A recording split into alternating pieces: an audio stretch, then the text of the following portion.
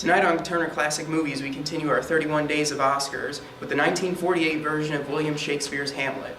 This acclaimed version is unique for its actor-director, Laurence Olivier. Laurence Olivier, who is no stranger to Shakespeare's tragedies, is one of only 2 directors to have ever directed themselves to Academy Award. The play itself is perhaps most famous for the challenging soliloquy that Hamlet delivers in its third act.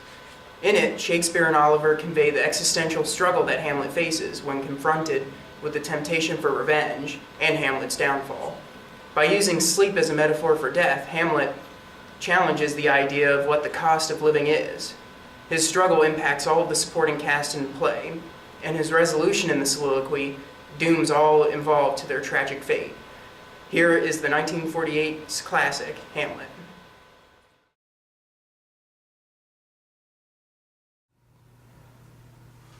To be or not to be? That is the question.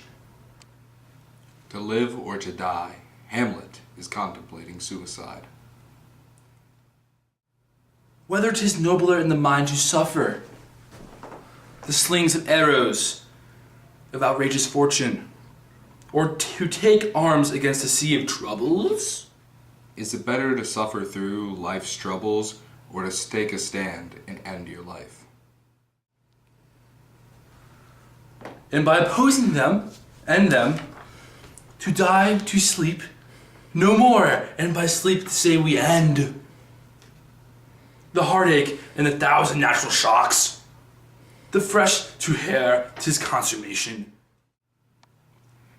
Death is like sleep, and that's not so bad compared to the heartache that life entails and all the troubles that we must suffer through. Devoutly to be wished, to die, to sleep. To sleep perhence to dream. Aye, there's the rub. For in that sleep of death, what dreams may come? When we have shuffed off this mortal coil, must give us pause, there's the respect. Maybe in death we dream like sleep, but what dreams will we have? That is enough to make me think twice. That makes us clemency for so long life, for who would bear the whips and scorns of time? The oppressor's wrong, the proud man's contumely, the pangs of distressed love, the law's delay, the innocence of office and the spurns, the patience, merit of the unworthy takes, when he himself might he quit it make.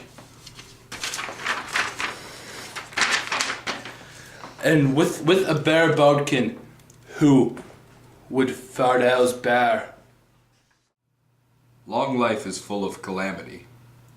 Who would take the torture of life when they are oppressed? Who would take the heartache from losing your love and the heartache from unjust laws? It is so unfair that my uncle is king and head of my state when he is guilty of my father's murder. Why suffer through this when I can end my life with my knife? To grunt in threat under a weary life, but that the dread of something after death, the undiscovered country of holes burn.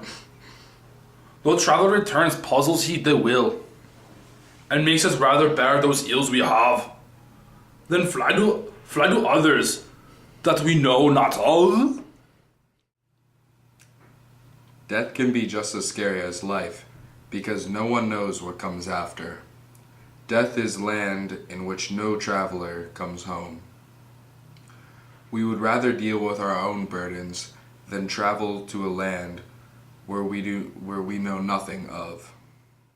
Thus conscience makes us cowards of us all, and the fear of death makes us all cowards. And thus the native hue of resolution is slicked over the pale cast of thought. My resolution of suicide has been overshadowed by my own reasoning. And enterprises of great pitch and moment, with disregard their currents turn awry.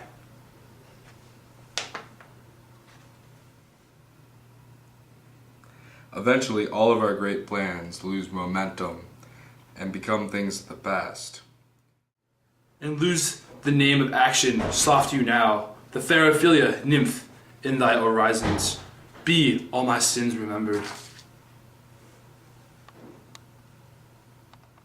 Wait a moment. Here comes Ophelia. May all my prayers be remembered.